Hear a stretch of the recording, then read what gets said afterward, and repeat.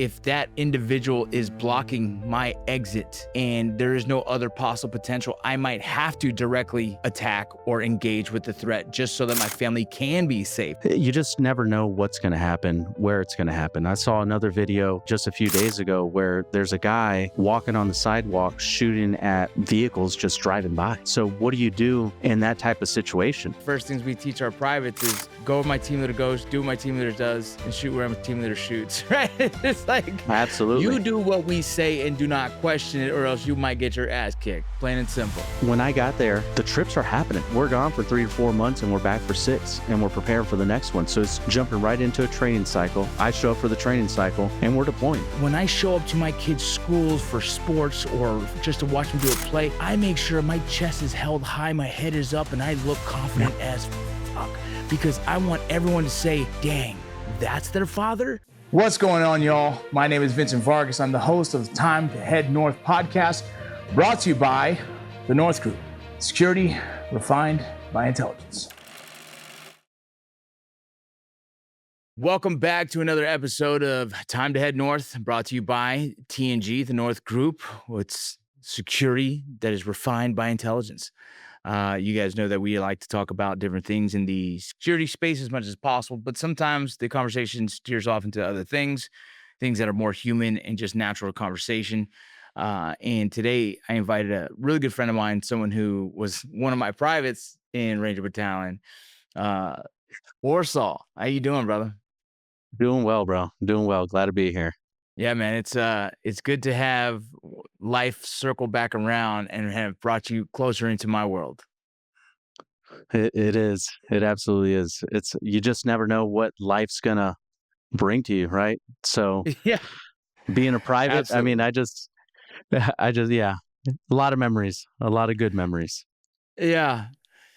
Well, let me ask first, give a quick, I guess, just a kind of a rundown for the audience of some of your background and where you're at today. Yeah, so my name is Warsaw DelRosario. I enlisted in the United States Army at the age of 17. Had a RIP contract, so I went directly to 2nd Ranger Battalion after completing my training. That's where I met Vince. And from there, I stayed in the infantry, deployed to Iraq 3 times, Afghanistan twice, once as within Special Forces. So as my career progressed, I became a Master Sergeant E8 in 7th Special Forces Group, where I led a team, a Jedburgh team, conducting operations. Did some stuff in Afghanistan that were more on the human side, for intel targeting. So that's kind of my forte. As I transitioned out of the military, then I dove into entrepreneurship. But security is definitely one of the things that, once you're taught it, you start honing those skills, which are perishable, but you got to stick with it. Yeah, man, when it comes to a lot of the people I've invited here, yeah, they all have very, very diverse backgrounds. And someone who's transitioning from active duty, when did you get off of active duty? Going on 3 years now, 3 2022. years. How was that transition for you? That transition was rough. There's an identity crisis that happens, and it's spoken about a lot more now than I think it ever has been. Very difficult. I'm actually writing a paper right now on identity crisis and the transition from the military into the civilian sector. And one of the things that it's I'm no longer Master Sergeant DelRosario, the Green Beret. I'm now just Warsaw, and having to rediscover who I am, because my entire life since the age of 17 until now I'm 36 now has only been the military. So having to rediscover who I am, what my purpose is, and truly defining my why. And my why are my children and my family. Yeah. So that was the most difficult part. Some people feel isolated. I felt that. The depression, the structure's gone. But there's a silver lining that we all have to find when transitioning, when going through hard stuff. The most difficult of times that you could experience, there's going to be a silver lining. Sometimes you don't have to find it. It'll come to you, and time heals all things, right? So that's just one of the things with transition. You just got to embrace it. Embrace it. You know, in the military, they say embrace the suck. So you embrace it, you live through it, you learn through it, and then you come out the other side a better person. And you still have all the skills and knowledge and experience that the military gave you. So that's something that I could carry on with me for the rest of my Yeah. life. Yeah, I love that. Man, let me ask. So you've done some targeting. That's for those who are listening, it's usually some kind of intel gathering that's going to identify certain targets that you're going to eventually do operations on. Um, and that's in the combat world. In the civilian world, does that skill set have any value when it comes to your own personal safety, but as well as your family's safety? It does. One of the things that I wanted to bring up was, that situational awareness. I've Yeah. got two children. Berlin's 9 years old, and my daughter Rena is 13. So outside of firearm safety, taking them to the range and having them experience shooting 22 up to a 9 mil, which is fun, right? But it's a situational awareness, always knowing their surroundings. One of the things that we learn in special forces is know your operational environment. And that's not just, who you're talking to and all that, but when you're going to a country, I've deployed twice down to South America, Honduras and Peru. And one of the things that you go in plain clothes, you're working out of the US embassy at times, you're working with partner force elements, you're training them, but at all times you have to be, head on a swivel. And it's just being situationally aware of your environment. So that's one of the things that I try to impart on my children of just know your surroundings. Doesn't matter if you're in a city, in the country, at a mall, just at school. Just know what's going on, know how to read people. And that's one of the things that definitely transitions from targeting, seeing there's one of the courses I went to. It was the advanced I forget the name of it. It's like an advanced situational awareness course. And what they teach you there is knowing what to see and reading people's gestures, demeanor, what they're grabbing, whether they're holding on to themselves, maybe they're protecting a bomb. Somebody's mean mugging you. That's somebody that you want to probably go and engage, right? You want to diffuse situations, but you also want to see who's who in the zoo. So that's, situational awareness is the biggest thing that you could teach your children early on in life, and they'll carry that on with them as they grow older, and you Yeah. never know what they're going to get into. So Yeah, it's yeah. it's good. What type of career field? I definitely have this sense of like I'm always watching everybody and something I'm curious if you have this, but I think it's because the many years of being in the environment of trying to identify the bad guy or the what's the negative energy in the room is that I can feel energy. I can feel energy shift. Not saying that in this like I'm some spiritual like you know what I mean? It's No, yeah, yeah, I see movements in rooms that are unorthodox to an average conversation and realize that there's something happening. And so in times where I'm at a convention and there's maybe a fight breaking out, before it even starts, I hear the commotion. That's an identifier. I see the posturing of individuals, their temperament and the way they're moving. It's like, oh, okay, these are pre-fight indicators. It's time to like get my wife and move left, move right, whatever the case. But this also happens in driving. I see these different movements in vehicles. I watch the people driving. I see the back of their head and they're on their phone. And so I start seeing these incident indicators, I guess we can call them, that lead me to believe like this is a potential threat area, whether it be a threat not just personally for me, but a potential crisis could happen at any moment. That I start to make moves, I start to make decisions, and I could be wrong at times, right? There's times where I'm like, oh, it just seemed weird, so I just want to move over here. But there's times where I'm right, and it almost looks as if I was predicting the future to my wife, right? yeah. Is that something No, you see? absolutely. Yes, absolutely. A lot of people within our realm of work, it becomes second nature. Those that could read a room, right, see these indicators. It's something that's ingrained in us, right? As you're patrolling at night or during daytime, doing a presence patrol in Iraq or Afghanistan, it's these are the things that you're looking for. You're looking for indicators of, are there people in the street? Are they not? Are there children playing? Are there not? So we carry that on, and it's very difficult that, that assimilation back into society or our communities where we have to not that we have to, but a lot of us don't like sitting with our backs towards a door. We Yeah. want to be seated in a way that we could see the room. And, there is that mentality of, if something goes down, these are my exits. This is what I'm doing. I have no fighting equipment on me, but there's straws, there's a knife, there's a spoon, right? What am I grabbing? A plate? Am I throwing it across the room? Just everything. Where's my cover and concealment? How am I getting my family out of this situation, back into the vehicle, and then to safety? Those things, we think about it in a split second. Like, it's so natural to us that we don't really have to dive in and be super paranoid, but we're assessing everything and anything that we do, the Yeah, environment that we're at. It goes right back to know your operational environment. Know know I what love you're gonna that. do if it's gonna hit the fan, right?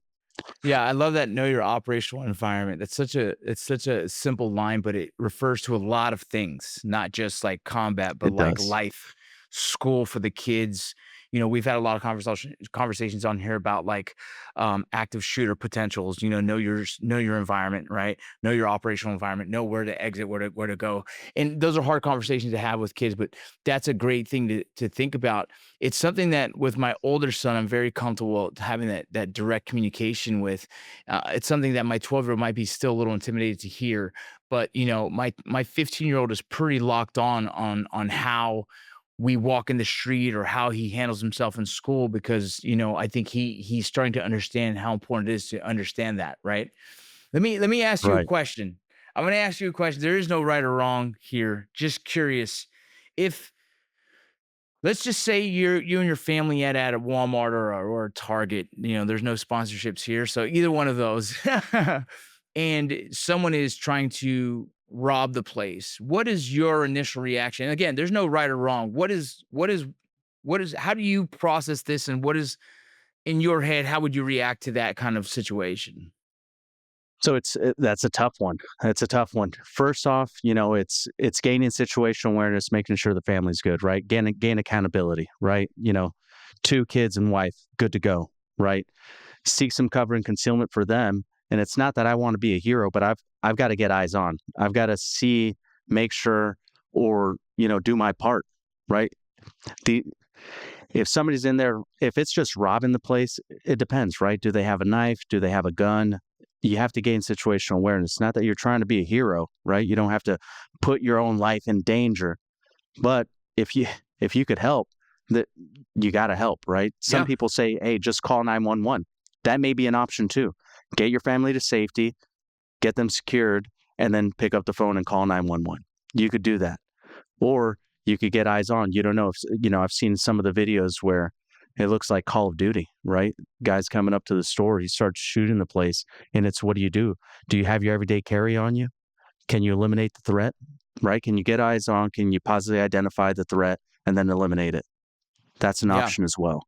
Yeah, like I said, there is no wrong answers. It goes down to for me personally as well. It's family, get the family secured. Like at that moment, me being a hero means protecting my own, right? Get them to safety. Right. So, escape, evade, right? Get to the vehicle.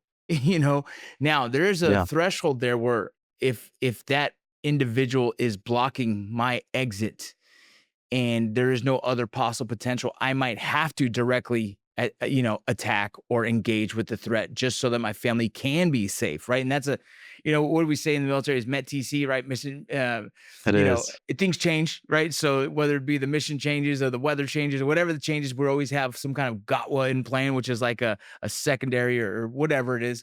But having the ability to adjust fire in your head of how the situation continues to evolve, then we have to dictate what kind of action we take.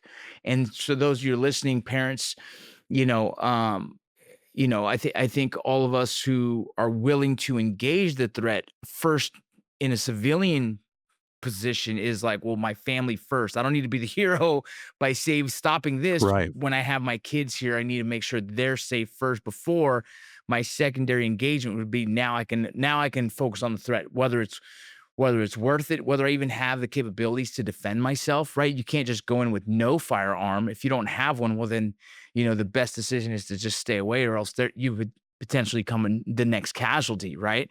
So, do you carry an everyday carry? That's a great question. I do most of the time. I find myself at times like, I don't want them to tell me I can't bring it in, so I'm just going to leave it in the truck. And so, Right. so every situation is different. Some people carry it all the time. I wish I had a badge where I can carry it everywhere, but I don't. I asked you that question. Do you carry often? So in Florida, I did. But now that I've moved back to California, I got to go through the process of submitting the application. Yeah. So that's something that, you know, puts me at a disadvantage in these type of situations. So that's where that situational awareness, you just never know what's going to happen, where it's going to happen. I saw another video just a few days ago where there's a guy walking on the sidewalk shooting at vehicles just driving by. Yeah. Just nuts, right? So what do you do in that type of situation, right? You're not even prepared for it. But Yeah. that's the thing. That's the thing is that I always say stay ready so you don't have to get ready, right? But there's going to be times, you could have the skill sets, whether that's hand-to-hand combat, doing jujitsu, right? If that's shooting, going to the range once a month, right? Yeah. Once a quarter, if that's all you're going to do. Familiarity, your kids, your wife, your spouse, having that familiarity with the weapon systems. Where do you Yeah. keep them locked up? Where are they located within the household? Are they in a vehicle? What's the code into the padlock, right? So there's so many different things that you could be prepared for an event that that you don't know is going to happen, right? Like somebody shooting from a sidewalk to Yeah. vehicles For coming down these the road. unpredictables, right? Right. So it's just, making sure that you do your part in your preparedness for when things go south. So then you're ready. You're ready to Yeah. react. You're ready to either, this is how I need people to go, my family to move to a vehicle in a situation. And it's as simple as just follow me, right? Hmm. That's a ranger motto where it says, hey, just follow, or infantry motto, follow me. And Yeah. then that's just you start doing your escape and evade. You You start say doing your in Ranger evasion and you Battalion. start doing your bounding. Yeah. In Yeah, Ranger Battalion, one of the first things we teach our privates is go where my team leader goes, do what my team leader does, and shoot where my team leader shoots. Right? It's like you absolutely. do what we say and do not question it, or else you might get your ass kicked. Plain and simple. Plain and simple. Yeah, And and why I've is I've that, right? lived by that.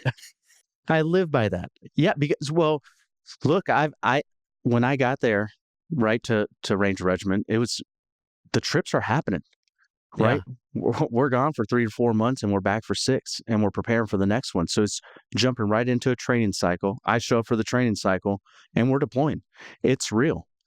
You Yeah. haven't been to co you could prepare for it, but you can't actually prepare for it, right? Like Yeah. combat is unique. The whole METTC, the situations, the time, the terrain, everything changes. Yeah. So if you could follow that seasoned leader that could show you the way, yes, go go where your team leader goes, do what your team leader does, and shoot where your team leader shoots. Right? Yeah. That's what you want to do, especially if you and your spouse are both carrying, then right? Like, hey, if I'm drawing, that means that's your cue to draw as well. If I'm shooting in a particular direction, I'm calling out the 3Ds, distance description of the target, then I need you to shoot at that same target as well, right? Um, Imagine that, man. yeah, Imagine having you and your significant other so locked on. You got enemy in the front, 100 meters. yeah, Man, that'd be yeah. locked on, dude. It's Because you crazy that never know, we and you could yeah, prepare for it at the range. You could yeah, train it, right? yeah. And then when Yeah, the I think situation appears, yeah, for women, I think they need to practice more pulling from where they're concealed carry. There's a lot of women who are not carriers of like the appendix carry or whatnot. They carry in their purses or their handbags. They yes, gotta train that, right? They gotta train pulling from that spot. I've been doing the fanny pack thing, and I had to train it. I was so nervous, like if I'm gonna get jammed up trying to pull this damn fanny thing out. But you gotta train it. yeah, absolutely. If you don't, then it's not going to come second nature, right? It's the same thing. So that was different for me. Going from Ranger Regiment, and infantry over to Special Forces, you're everybody gets a pistol in SF. Everybody gets a pistol. And Ranger Regiment, I believe it was like E6 and above that got pistols when we were there. Yeah. Some team leaders had them, some team leaders didn't, right? They would have a shotgun instead, breaching doors. But in SF, you have it. So then you're training in kit, and so you have it's down by your side. You keep drawing, drawing, drawing. Well, now you start going to other courses. You start getting different positions. Now you're deploying to South America or any of the AOs in the world that Special Forces covers down on, where you're showing up in civilian attire. Well, did you train the appendix carry? Did you train the appendix draw? Are you carrying it in the back? Are you inside the waist belt? What type of, how do you carry it? And have you trained on it? Have you trained on it with the clothes that you wear? Yeah. Are you printing? Are you not printing? Right? There's all these different things that you don't want to be an indicator to somebody else. A Yeah. threat that's also getting situational awareness of his environment or her environment before they do something bad.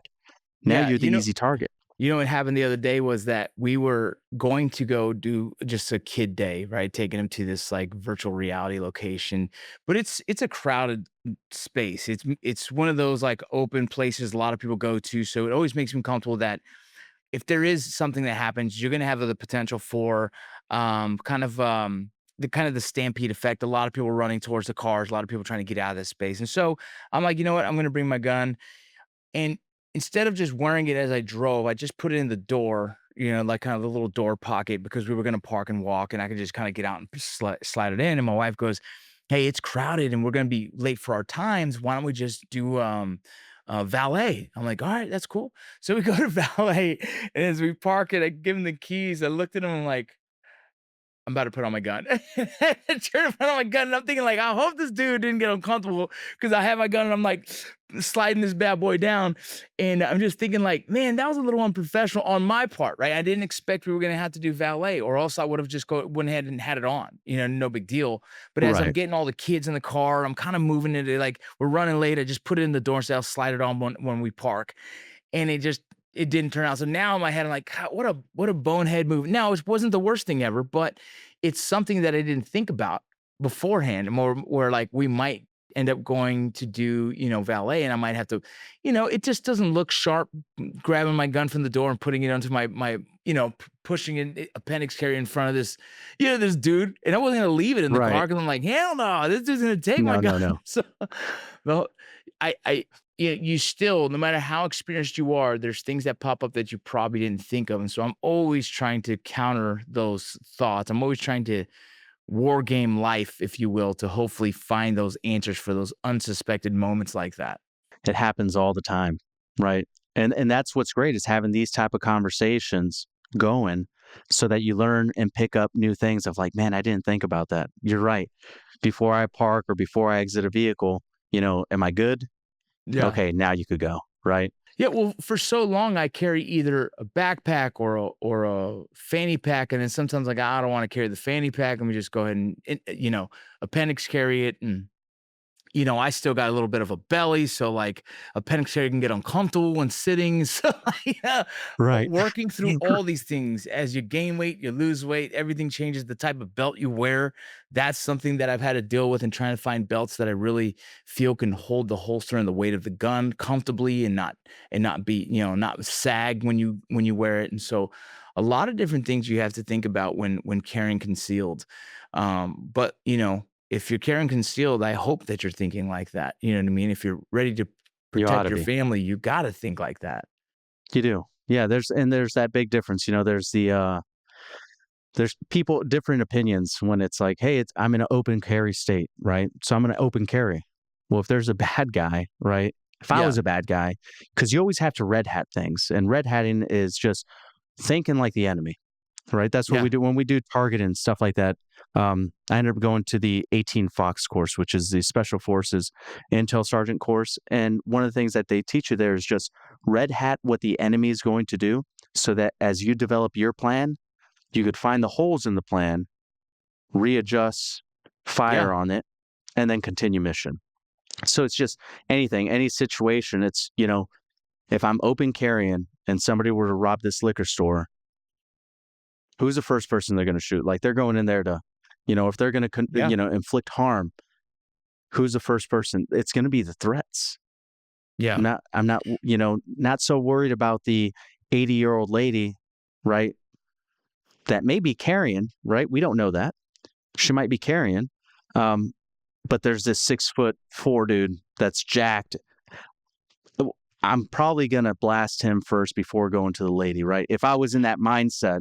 So then it's Right. just being prepared, right? So I have a lot of Vince, you're pretty big, and I'm sure you've experienced this. I've got a lot of friends a lot bigger than me, and they've always said, when they've gone to the bars and stuff like that, that for whatever reason, there's been times when they were younger, right, that they would just get targeted. They're the biggest dude there, and they just Yep. get My messed whole with life. and poked with because it's just you're bigger, and I want to get the reaction for whatever reason, right? So for those individuals, it's, you should be more situationally aware. You should be a little bit more prepared, right, than the person that's a little bit more inconspicuous. I wouldn't believe this person to be carrying a gun. I wouldn't believe this mom over here to be carrying a gun, or this lady, right?